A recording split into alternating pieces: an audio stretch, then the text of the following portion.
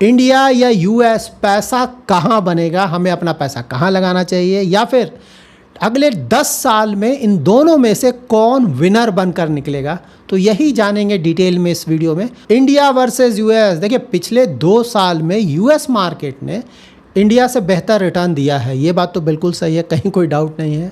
और डॉलर भी देखेंगे तो इधर मजबूत तो हुआ है डॉलर रिलेटिवली, रुपी तो हमारा काफ़ी ज़्यादा डिप्रिसिएट किया है। यहाँ पे ये सवाल बिल्कुल बनता है कि क्या हमें यूएस में ही ज़्यादातर इन्वेस्टमेंट करना चाहिए।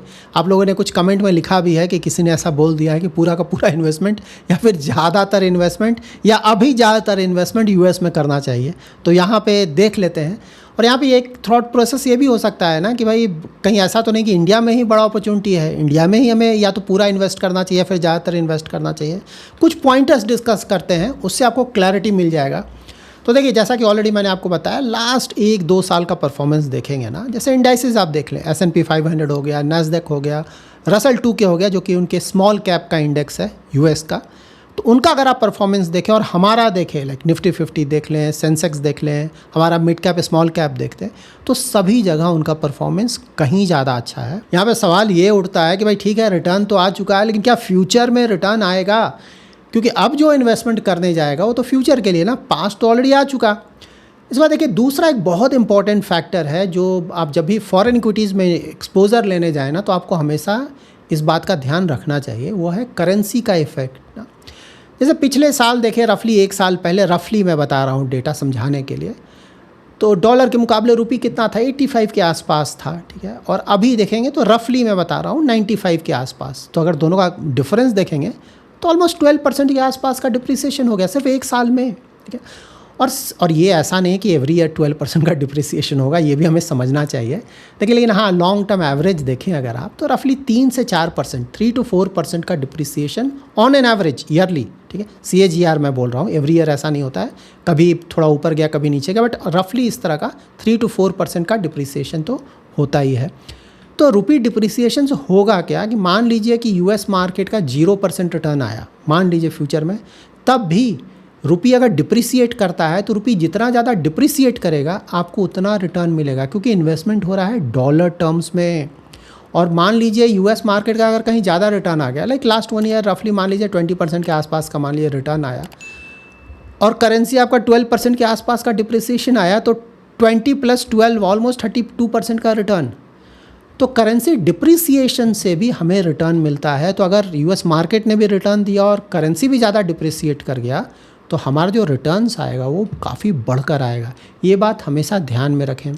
Third point, valuation of course हमें देखना होगा ना, क्योंकि वैल्यूएशन के बिना तो हमें इन्वेस्टमेंट करना ही नहीं चाहिए, क्योंकि मीडियम टू लॉन्ग टर्म का रिटर्न काफ़ी हद तक वैल्यूएशन पे भी डिपेंड करेगा। बहुत ज़्यादा वैल्यूएशन के लिए जाएंगे तो वहाँ प्रॉब्लम हो सकता है। तो यहाँ पे इंडिया अगर आप देखें, तो अगर आप इंडिया का लॉन्ग टर्म एवरेज से कंपेयर करें, इंडिया का like price to earning ratio अगर आप, तो वहाँ पे तो काफ़ी हद तक राहत है, ठीक है। पहले के मुकाबले अच्छा खासा वैल्यूएशन हुआ है, लेकिन दूसरे कंट्रीज से अगर आप कंपेयर करेंगे तो अभी भी कुछ मार्केट्स को छोड़ दें तो हमारा वैल्यूएशन अभी भी ज़्यादा है, ठीक है। दूसरे जो स्टॉक मार्केट्स हैं उसके मुकाबले ऐसा नहीं है कि हमारा वैल्यूएशन बहुत ज़्यादा अंडर वैल्यूड हो गया है, ऐसा बिल्कुल नहीं है। और ख़ासकर जो क्वालिटी स्टॉक्स हैं वहाँ तो वैल्यूएशन बहुत ज़्यादा है। लाइक कुछ सेक्टर के स्टॉक्स देखिए ना, लाइक डिफेंस जाकर देखिए, कैपिटल गुड्स देखिए, EMS देखिए, रेलवेज देखिए, इसमें से काफ़ी सारे स्टॉक्स मिल जाएंगे जिसका वैल्यूएशन बहुत ज़्यादा है अभी भी। मतलब ज़्यादा रिटर्न तो इधर नहीं आया, लेकिन फिर भी कुछ स्टॉक्स में तो रिटर्न आया है, उसके कारण उसका वैल्यूएशन बहुत ज़्यादा हो गया है। लेकिन यहाँ भी कुछ सेक्टर्स हैं जहाँ की वैल्यूएशन रीजनेबल है, लाइक फाइनेंशियल्स में जैसे बैंक जाकर देखें ना, बड़े बड़े जो बैंक्स हैं वहाँ तो वैल्यूएशन पहले के मुकाबले कंपेयर करेंगे तो काफ़ी रीजनेबल है, ठीक है। और परफॉर्मेंस भी ऐसा नहीं कि कोई बहुत ज़्यादा बुरा परफॉर्मेंस आ रहा है, बैंक्स का परफॉर्मेंस भी ठीक ठाक आ रहा है, खासकर जो अच्छी क्वालिटी के बैंक्स हैं तो वहाँ पे रीज़नेबल है। और दूसरा हो सकता है IT, क्योंकि इन्हीं दोनों का सबसे ज़्यादा वेटेज है ना निफ्टी 50 में, तो IT का भी वैल्यूएशन ज़्यादा नहीं, लेकिन हाँ IT में ये प्रॉब्लम है कि भाई उसका परफॉर्मेंस ही नहीं आ रहा है, ठीक है। तो परफॉर्मेंस ही नहीं आ रहा है तब तो ऑफकोर्स वैल्यूएशन आपका कम हो ही जाएगा। फ्यूचर में जब परफॉर्मेंस आएगा तो इनका ही वैल्यूएशन ऊपर जाएगा। तो मिक्स्ड है इंडिया में। अब यूएस को देखेंगे तो यूएस में भी मोस्टली इसी तरह के हालात हैं। यूएस में जो रिटर्न्स आया कहाँ से आया है, मोस्टली मेगा कैप जो AI रिलेटेड स्टॉक्स हैं ना वहाँ से आया है, सेमीकंडक्टर स्टॉक्स वहाँ से आया है, ठीक है। तो वो जो सेगमेंट है वहाँ पे बहुत सारे जो स्टॉक्स हैं बहुत ज़्यादा ओवर वैल्यूड हो चुके हैं। सारे मैं नहीं बोल रहा हूँ, लेकिन बहुत सारे स्टॉक्स बहुत ज़्यादा ओवर वैल्यूड है। और उस सेगमेंट में अगर कोई स्टॉक आपको बहुत ज़्यादा ओवर वैल्यूड नहीं लग रहा है तो इसलिए क्योंकि वहाँ पे जो ग्रोथ है ना, अर्निंग ग्रोथ, वो बहुत ज़्यादा आ रहा है। तो अगर उनका अर्निंग ग्रोथ फ्यूचर में किसी तरह से थोड़ा भी हिट हुआ तो वैल्यूएशन उनका बहुत ज़्यादा लगेगा और बहुत तेज़ी से वहाँ से गिर सकता है। तो जो AI स्टॉक्स है वहाँ पे तो प्रॉब्लम हो सकता है, क्योंकि रिसेंट टाइम्स में बहुत ज़्यादा रिटर्न आया। लेकिन वहाँ भी US में भी बहुत सारे सेक्टर्स या थीम देखेंगे जहाँ के रिटर्न्स ऐसा नहीं कि कोई बहुत ज़्यादा आ गया है, वैल्यूएशन ऐसा नहीं कि कोई बहुत ज़्यादा हो गया। हेल्थ केयर में कुछ स्टॉक्स मिल जाएंगे, स्मॉल कैप्स में आपको कुछ स्टॉक्स मिल जाएंगे, फाइनेंशियल्स में मिल जाएंगे जहाँ की वैल्यूएशन अभी भी रीज़नेबल है या फिर कहीं कहीं अंडर वैल्यूड भी है। तो एक जैसा है यहाँ भी। लेकिन हाँ, AI जैसा ग्रोथ तो ऑफ कोर्स ये बिल्कुल मैं एक्सेप्ट कर रहा हूँ कि जो कुछ AI के स्टॉक्स का जो रिटर्न्स आया है पिछले 1-2 साल में, उस तरह का रिटर्न इंडियन स्टॉक्स में नहीं आया। तो वहाँ तो बात अलग है, क्योंकि उनका ग्रोथ भी बहुत ज़्यादा आ रहा है। उस तरह का ग्रोथ इंडियन कंपनीज़ में तो नहीं आ रहा है ना, इसीलिए हो रहा है। और इसीलिए रिस्क भी इन स्टॉक्स में, AI रिलेटेड स्टॉक्स में बहुत ज़्यादा है। ये हमें बिल्कुल ध्यान में रखना है। सिर्फ US नहीं, साउथ कोरिया देख लें या फिर ताइवान देख लें, AI रिलेटेड स्टॉक्स है ना। तो अगर US के स्टॉक्स में कुछ प्रॉब्लम हुआ या फिर साउथ कोरिया में जो सेमीकंडक्टर वाले 2 स्टॉक्स हैं, ठीक है, सैमसंग है, SK हाइनिक्स तो अब US में भी आज लिस्ट होने वाला है, तो वहाँ भी इन्वेस्टमेंट करने का ऑप्शन मिलेगा। लेकिन हाँ, रिस्क बहुत ज़्यादा है, ठीक है, ये बात बिल्कुल ध्यान में रखें। उसी तरह से ताइवान भी अगर आप देख लें तो यहाँ पे रिटर्न्स इतना ज़्यादा आया है ना कि अगर थोड़ा बहुत भी इनका जो अर्निंग ग्रोथ है, प्रॉफिट ग्रोथ है कंपनीज़ का, थोड़ा भी अगर हिट हुआ या फिर जो फ्यूचर प्रोजेक्शंस ये लोग देते हैं ना, उसमें थोड़ा भी कमी आया तो अच्छा खासा गिरावट आ सकता है। इंडिया का अगर ग्रोथ प्रोस्पेक्ट्स देखें तो GDP देखिए 6 to 7% के आसपास, तो बिल्कुल 6 भी मैं कम ही बोल रहा हूँ, 6.5% to 7% के आसपास का GDP ग्रोथ रेट रफली हम मानकर चल सकते हैं आने वाले कुछ सालों तक। उसी तरह से जो कॉर्पोरेट अर्निंग ग्रोथ है वो भी पहले के मुकाबले इम्प्रूव कर रहा है और ऐसा लग रहा है कि हेल्दी रहेगा, ठीक है। और मैन्युफैक्चरिंग और प्लस इंफ्रास्ट्रक्चर, इन दोनों पे भी अच्छा खासा काम हो रहा है इंडिया में। US देखेंगे GDP कितना, 2.53%, बहुत हुआ, इससे ज़्यादा तो फिलहाल नहीं लग रहा है, इसी तरह का रहेगा। तो वहाँ पे जो बिज़नेस आ रहा है वो AI लेड अर्निंग से आ रहा है। उन कंपनीज़ में इतना ज़्यादा प्रॉफिट ग्रोथ आ रहा है ना कि ओवरऑल पूरे मार्केट का अर्निंग ग्रोथ आपको बहुत अच्छा दिखने लग रहा है। टेक रिलेटेड कंपनीज़ हैं, क्लाउड रिलेटेड हैं, सेमीकंडक्टर रिलेटेड जो कंपनीज़ हैं। तो यहाँ पे चैलेंज यही है जो कि मैंने बताया कि भाई जो AI रैली चल रहा है या फिर AI रिलेटेड स्टॉक्स का जो परफॉर्मेंस आ रहा है, रैली ऐसा ही नहीं आ रहा है, वहाँ पे प्रॉफिट ग्रोथ आ रहा है, इसीलिए रैली आ रहा है। तो ये प्रॉफिट ग्रोथ जब तक चलता रहेगा तब तक ये चलेगा। वहाँ अगर डिसअपॉइंटमेंट हुआ तो प्रॉब्लम होगा। अब देखना ये है कि वो डिसअपॉइंटमेंट कब आता है। तो सबसे बड़ा रिस्क अगर आप बोलें इंडिया में भी जो स्टॉक्स बहुत ज़्यादा रिटर्न्स दे चुके हैं वहाँ भी तो वैल्यूएशंस रिच है ना, तो वहाँ भी तो रिस्क है ही है कि भाई वहाँ पे गिरावट आ सकता है। FII सेलिंग का रिस्क है। ऑयल प्राइसेस अभी तो कंट्रोल में है और मोस्टली लगता है कि कंट्रोल में रहेगा, लेकिन हाँ किसी कारण अगर वो ज़्यादा बढ़ता है, क्योंकि हम काफ़ी हद तक ऑयल इंपोर्ट्स, काफ़ी हद तक क्या ऑलमोस्ट पूरी तरह से ऑयल इंपोर्ट्स पे डिपेंडेंट है।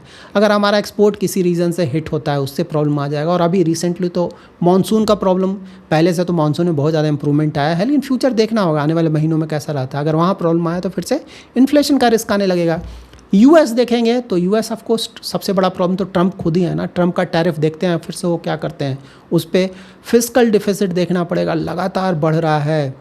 बॉन्ड यील्ड्स अभी भी ज़्यादा है वहाँ पे और धीरे धीरे बढ़ ही रहा है, ऐसा नहीं कि कोई बहुत ज़्यादा घट रहा है। AI वैल्यूएशन बबल जो कि ऑलरेडी मैंने डिस्कस किया, और ऑफ कोर्स वहाँ जो डॉलर है वो अभी भी स्ट्रॉन्ग बना हुआ है। तो लॉन्ग टर्म ग्रोथ ड्राइवर्स अगर आप देखेंगे ना इन दोनों इकोनॉमीज़ में तो क्या हो सकता है, तो इंडिया जैसे मैन्युफैक्चरिंग, डेमोग्राफिक हो गया, कंजम्पशन हो गया, इंफ्रास्ट्रक्चर हो गया, डिफेंस हो गया और डिजिटल इकोनॉमी, यहाँ पे तो अच्छा दिख रहा है। US में अगर आप देखें तो US में तो AI का ही नाम लेगा ना, AI हो गया, semiconductor, software, biotech, robotics, space, ये सब सेक्टर्स या थीम्स हैं जहाँ की अच्छा परफॉर्मेंस का हम उम्मीद कर सकते हैं। अब ये सब डिस्कस करने के बाद अगर कोई एक सेलेक्ट करना होगा ना, अब जैसे बोलेगा भाई इंडिया में करूं या फिर US में करूं पूरा, या फिर पूरा US में कर दूं या फिर इंडिया में कर दूं, कन्फ्यूजन तो है कहाँ करूं। तो देखिए इसका सिंपल आंसर ये है ना कि एग्जैक्टली अगर पूछा जाए कि आने वाले 5 साल या 10 साल में किसका ज़्यादा रिटर्न आएगा, मैं 1-2 साल की बात नहीं कर रहा हूँ, क्योंकि अगर आप मुझसे 1-2 साल का रेंज पूछें ना तो मेरे अनुसार इंडिया का रिटर्न ही ज़्यादा आना चाहिए।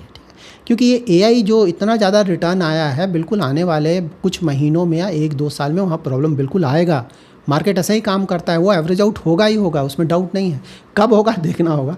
तो शॉर्ट टर्म में ऑफ कोर्स यूएस में प्रॉब्लम आ सकता है, लेकिन मीडियम टू लॉन्ग टर्म तो अभी भी उसकी जो कंपनीज़ का परफॉर्मेंस है वो तो है ना। सही बात है, वैल्यूएशन ज़्यादा होगा, गिरेगा, फिर से वापस आएगा, ऐसा नहीं कि हमेशा के लिए गिरा रहेगा। तो medium to long term India बिल्कुल सही बात है, काफ़ी अच्छा ग्रोथ स्टोरी है, उम्मीद भी है कि वहाँ पे परफॉर्मेंस आना चाहिए। लेकिन यूएस को भी आप मीडियम टू लॉन्ग टर्म के लिए राइट ऑफ नहीं कर सकते हैं। शॉर्ट टर्म यस मैं एक्सेप्ट कर रहा हूँ कि प्रॉब्लम हो सकता है, लेकिन medium to long term, at least medium term तो बिल्कुल लग रहा है कि वहाँ भी परफॉर्मेंस आना चाहिए। तो यहाँ पे देखिए अच्छा क्या होगा, अच्छा ये होगा कि पहले तो डिसाइड करें कि इन्वेस्ट करना है कि नहीं। ठीक है, अगर नहीं करना सही बात है, इंडियन मार्केट है ही है, यहाँ भी मीडियम टू लॉन्ग टर्म तो परफॉर्मेंस दिख रहा है। लेकिन अगर कोई डिसाइड करता है कि नहीं मुझे वहाँ भी करना है इन्वेस्टमेंट, तो मान लीजिए कोई स्टार्ट ना बहुत ज़्यादा रिस्क नहीं लेना चाहता है बाहर, ठीक है, कंजर्वेटिव टाइप, तो मे बी यूएस में 20% और इंडिया में 80%। ठीक है, एक तो ये तरीका हो सकता है। कोई बैलेंस्ड रखना चाहता है तो यूएस में 30%, इंडिया में 70%, और कोई एग्रेसिव जाना चाहता है तो यूएस में 40% और इंडिया में 60%। देखिए जो मैं यूएस बोल रहा हूँ ना, तो अगर कोई दूसरे कंट्रीज़ में भी जाना चाहता है तो उसको टोटल करके 40%, जैसे एग्रेसिव बोला 40% यूएस, तो दूसरी कंट्रीज़ और यूएस सब मिलाकर 40% किया जा सकता है, इंडिया में 60% रखा जा सकता है। इसको ऐसे देखें। यहाँ पे मैं अपना इन्वेस्टमेंट स्ट्रैटेजी भी क्लियर कर दूँ। देखिए मेरा मानना ये है कि शॉर्ट टर्म में यूएस मार्केट्स या फिर दूसरे जो फॉरेन इक्विटी मार्केट्स हैं वहाँ पे रिस्क काफ़ी ज़्यादा बढ़ गया है। इसीलिए अगर मेरा एक्सपोजर देखें तो फिलहाल बाहर जो फॉरेन इक्विटी में एक्सपोजर है मेरा 20% के आसपास है, और इंडियन इक्विटीज़ में अबाउट 80% के आसपास, जो कि मैंने कंजर्वेटिव बताया, क्योंकि मुझे लगता है कि भाई प्रॉब्लम आ सकता है। ठीक है, तो क्यों मैं ज़्यादा रिस्क लूँ। हाँ, यहाँ से अगर बहुत ज़्यादा गिरावट आता है यूएस या फिर दूसरे मार्केट्स में, तो वहाँ पे जो अच्छे स्टॉक्स हैं उनका वैल्यूएशन थोड़ा और रीज़नेबल हो जाएगा, फिर देखा जा सकता है। लेकिन अभी बड़ा एक्सपोजर लेना मेरे लिए तो बहुत ज़्यादा रिस्की होगा। हाँ, छोटा छोटा अगर कोई एक्सपोजर लेना चाहे तो उसमें आइडियली कोई प्रॉब्लम नहीं होना चाहिए। और मेरा एक्सपोजर कहाँ है, यूएस में, ताइवान, चाइना, जापान, थोड़ा बहुत एक्सपोजर इस जगह है। साउथ कोरिया में फ़िलहाल जब मैं ये वीडियो रिकॉर्ड कर रहा हूँ उस दिन तक तो कोई एक्सपोजर नहीं। फ्यूचर में देखते हैं किस तरह का वैल्यूएशन होता है, अर्निंग ग्रोथ कैसा आता है, उसके आधार पर मैं डिसाइड करूँगा। तो अगेन मैं रिपीट कर दे रहा हूँ कि यूट्यूब में बहुत सारे वीडियोज़ आ रहे हैं कि पूरा इन्वेस्टमेंट कर दे यूएस में, ये वो, मान कर चलें कि सभी कुछ एवरेज आउट ज़रूर होता है। ठीक है, ये बिल्कुल सही बात है। डाइवर्सिफिकेशन के लिए और long term risk adjusted return generate करने के लिए अगर बाहर भी एक्सपोजर लिया जाए तो गलत नहीं होगा, लेकिन लिमिटेड एक्सपोजर, वहाँ बहुत हाई चांसेस है कि आने वाले महीनों में या 1-2 साल में बड़ा गिरावट आ सकता है। जबकि इंडिया रिलेटिवली देखिए बाहर गिरेगा तो इंडियन मार्केट भी गिरेगा, इसमें कहीं कोई डाउट नहीं, लेकिन हमारे यहाँ उतना बड़ा गिरावट आने के चांसेस काफ़ी कम है। हमारा मार्केट गिरेगा लेकिन रिकवर करके फिर आगे बढ़ जाएगा, लेकिन वहाँ पे बड़ा गिरावट आ सकता है। तो ये बात बिल्कुल ध्यान में रखें। लेकिन हाँ, छोटा मोटा अगर एक स्टार्ट किया जाए ना कि भाई चलो छोटा छोटा स्टार्ट करते हैं, इसी दौरान अगर कोई बड़ा गिरावट आएगा तो मैं एक्सपोजर बढ़ा लूँगा, तो उस तरह का अगर कोई स्ट्रैटेजी अपना रहा है तो उसे सही माना जाएगा। So that's it in this video. अगर इस वीडियो से रिलेटेड कोई भी क्वेरी है तो कमेंट में ज़रूर मेंशन करें। आने वाले वीडियोज़ में मैं ट्राई करूँगा उन क्वेरीज़ को आंसर करने का। Thanks lot for watching.